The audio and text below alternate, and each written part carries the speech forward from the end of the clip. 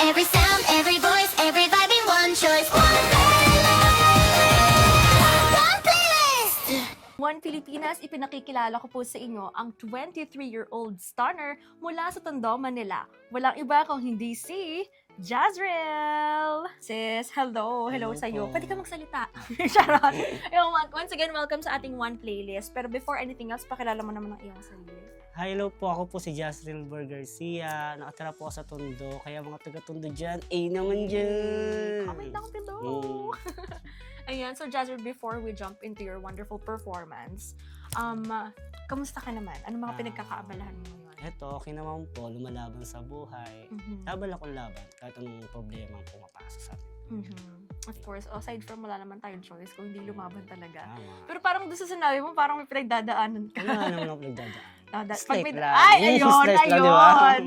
Pero sige, bago natin daanan yan, yung pinagdadaanan mo, ano pinagkakaabalahan mo naman? Sa ngayon po, wala po akong work. Kumbaga, sa bahay lang po nagbabantay ng mga pamangkin. Pero last month po kasi nagkaroon po ako ng work.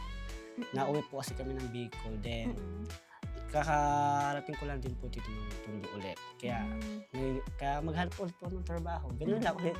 Oo, tama. Ulit-ulit lang po. Ano bang skill set mo? Malay mo meron tayong mga, dyan, di ba, recruiters. Kahit ano. Pwede. Anything? Kaya mo maglagari, ganun?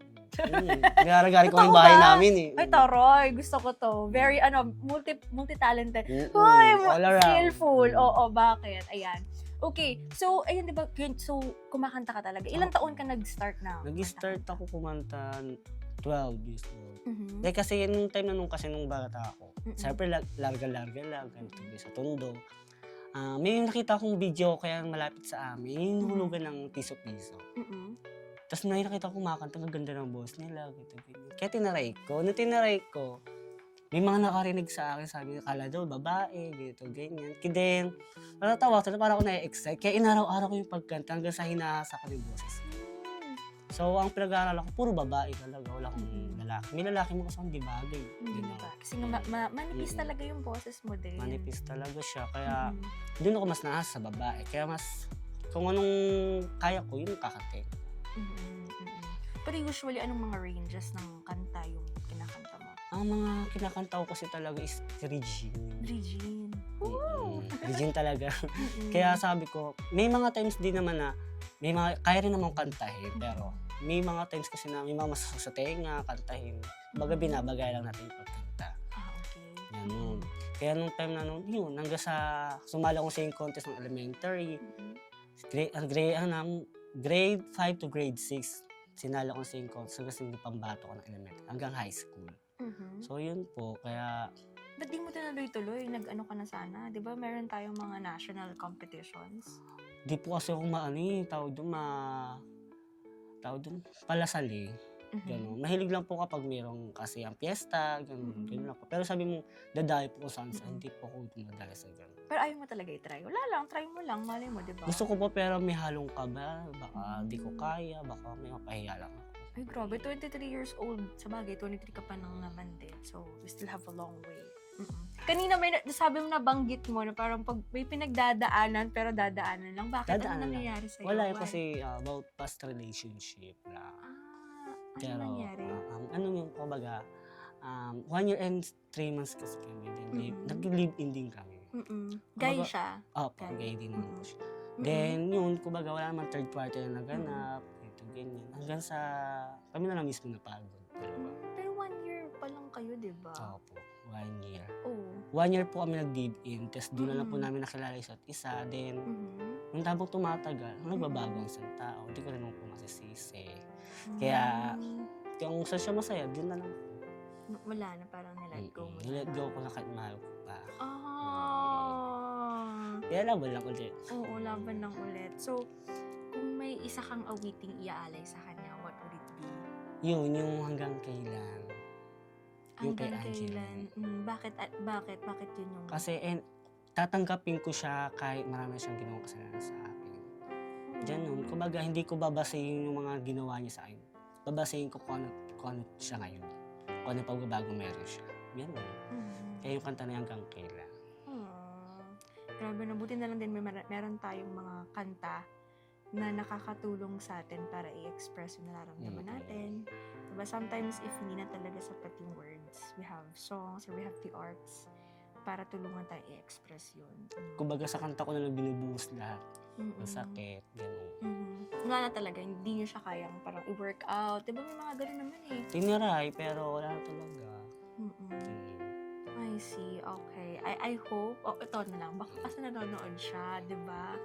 Baka dumaan sa page niya, yung video na to. Anong masasabi mo sa kanya or message mo sa kanya? Message ko sa akin. Hindi ako. Ano? Ay, joke. Ay, wala na nga Joke kayo. lang, Joke lang. Baka umiyak na Nakalimutan ko. tissue, please. Charot. Ay, kung nandiyan ka, kilala mo na sarili mo. Ingat ka palagi. Basta kapag may problem ka, pwede ka magsama-sama ka-open. Yun lang. Aww. Kasi nga mahal mo pa, diba? Pero kailangan. Sabi nga nila, diba, kapag mahal mo, papalayain. Pinalaya. Parang kalapati lang, gagawin mo, papalayain. Ganun. Paano pag bumalik sa'yo? Ay, hindi ko lang masasabi kung babalik siya, kung may nararamdaman pa ako. Ay, pero kung babalik siya, wala na akong nararamdaman sa kanya. Kawawa na. Oo naman. Gusto mo yun. Ito naman, naiisip mo ba yung singing as a career? Or talagang parang ano lang siya, parang interest lang, gano'n? Dati kasi nung bata ako talagang, para ko talaga maging singer. Noong una, hindi kibap talaga babae boses ko. Lalaki, gito, ganyan. May nakilala rin kasi akong nanay-nanayan ko. Hi, Nay Krista! Kaya sabi ko sa akin, ang galing niya kumanta boses babae, kahit lalaki siya. Then, nung time na noon, namanga ako sa kanya. Then, kinalos ko siya. Sabi ko, na yung gano'n ang boses mo, gito, ganyan. Inisip ko, balang araw ganyan din boses ko. Kahit lumalaki na ako. Siyempre, kakadam sa apple tayo. Oo, lumalalim din. Tinaray, ganitong tinaray. Yun, nag-work. Hanggang sa nahasa, na lang mo. Talaga naging pambabae na siya. Diba? Kaya pag nagkaduwit akong panlalaki, sabihin ko hindi ako lalaki, hindi ko kaya. Hindi mo na kaya. Hindi mo kaya. Meron ka bang parang sort of exercise na ginagawa? Ano lang, mahilig lang kumain ng maanghang.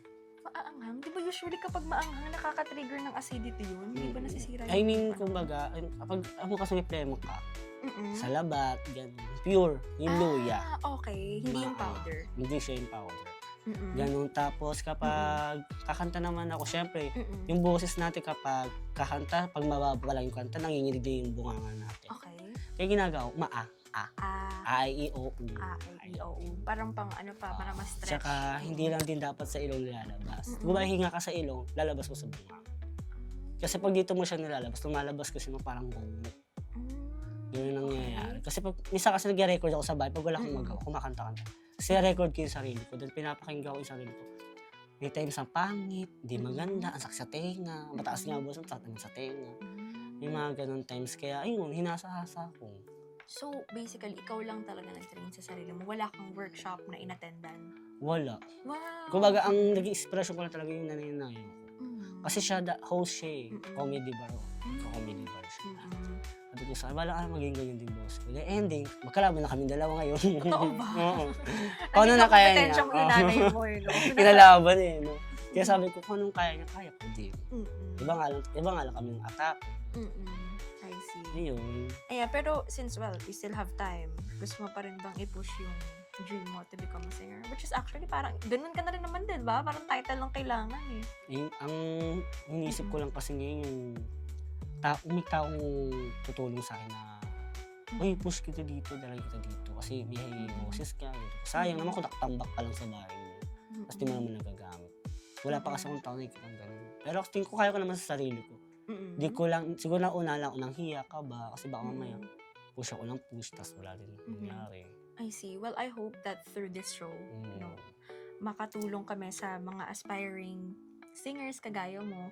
And if meron mga nanonood, di ba, na who also wanted na ma-expose sila at mas mahasa pa, One Pilipinas or one playlist of One Pilipinas is open for you guys.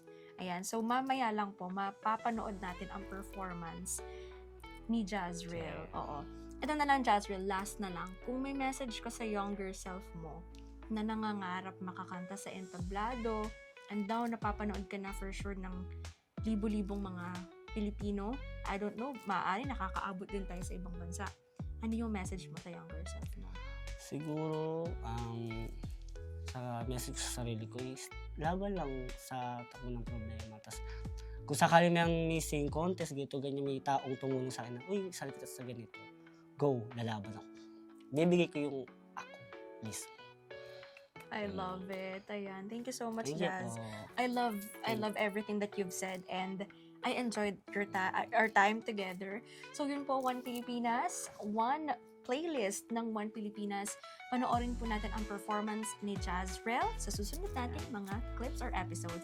At kung kayo po once again na isang singer, artist, performer, or kung ano mang ginagawa ninyo sa singing or related sa singing, at naghahanap po kayo ng platform na maibabahagi ninyo ang inyong pong mga talent and skills, nandito lang po ang One Pilipinas. Mag-message lang po sa ating Facebook page or ating TikTok, One Pilipinas. At kami na ang bahala sa inyo. Muli, ako po si Sarah Villas at ito ang One Playlist ng One Pilipinas. Every sound, every voice, every vibe in one choice. One playlist.